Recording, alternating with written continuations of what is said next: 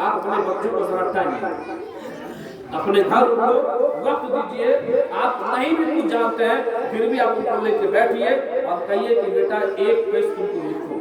लिखने में हमारा बच्चा बहुत कमजोर है, पढ़ना तो उसको आ गया है, लिखने में बहुत कमजोर है, और लिखने में उसके अंदर ताकत तब आएगी जब वो रोजाना कम से कम 5 से 7 पेज लिखेगा। और ये कौन कराएगा? या तो माँ कराएगी, या बहन कराएगी, या भाई कराएंगे, या बाप कराएंगे। यहाँ तो आएंगे बच्चे सिर्फ क्लास कराएंगे, हम उन्हें नोटबुक देंगे, होमवर्क देंगे, ये काम घर का होता है। आप अदर कास्ट के लोगों को देख लीजिए, क्रिश्चियन है, यहूदी है, हमारा गैर मुस्लिम भाई है, उनके बच्चे जब स्कूल से घर आते हैं तो उनके माँ बाप उनको बैठा करके अपनी मौजूदगी में उनका होमवर्क कराते हैं। यही काम हम भी कर सकते हैं साहब, हम क्यों नहीं करते?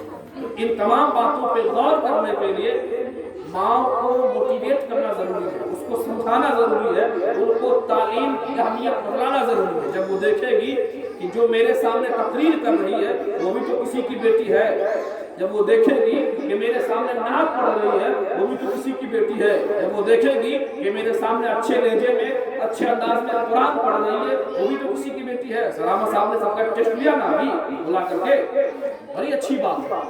समूह का उन्होंने जायजा लिया कि यहाँ बच्चे किस मेयार के मुताबिक पढ़ते हैं, उन्होंने एक का सिलेक्शन किया। कोई एक तो है जो मेरे यहाँ अच्छा पढ़ता है, यही एक से एक बने 100 बनेगा, इसी 100 से मेरे यहाँ बच्चे जो मुस्तकबिल में आएंगे वो हजारों में बनेंगे। तो यही इस माइक पे बोलना सबके बस की बात नहीं होती। आप तन्हाई में लाख अच्छा पढ़ लीजिए, आप तन्हाई में लाख अच्छी बातें कर लीजिए, लेकिन जब ये आपको थमा दिया जाए हाथ में तो 100 लोगों के बीच में अच्छे को पसीना आ जाता है। किसको? जो बोलने की हैबिट इनके अंदर नहीं होती।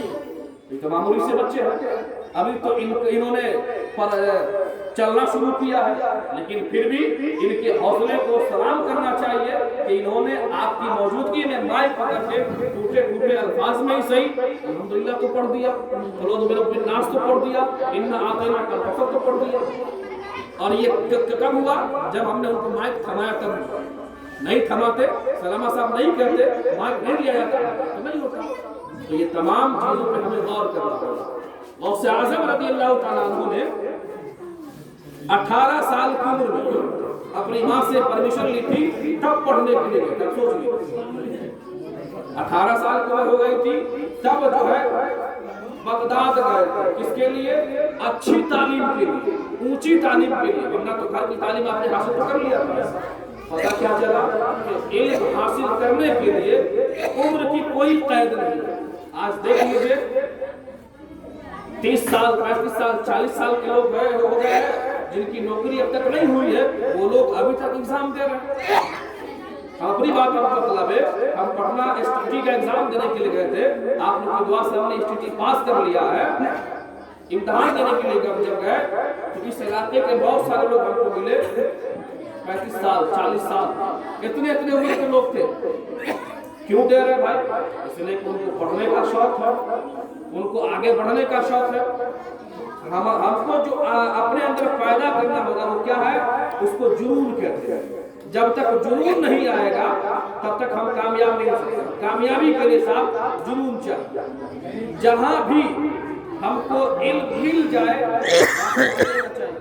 उससे बात करके अल्लाह ताला ने 18 साल उम्र में गए थे इल्म दीन हासिल करने के लिए। अब सोच लीजिए कि अभी हमारे नौजवान कह दिया जाए कि आओ बाबू तुमको कुरान नहीं पढ़ना आता है, मदरसे में आओ, तुमको हम सिखा देते हैं, नमाज पढ़ना नहीं आता सिखा देते हैं, वो सीधे के घर बहुत काम है।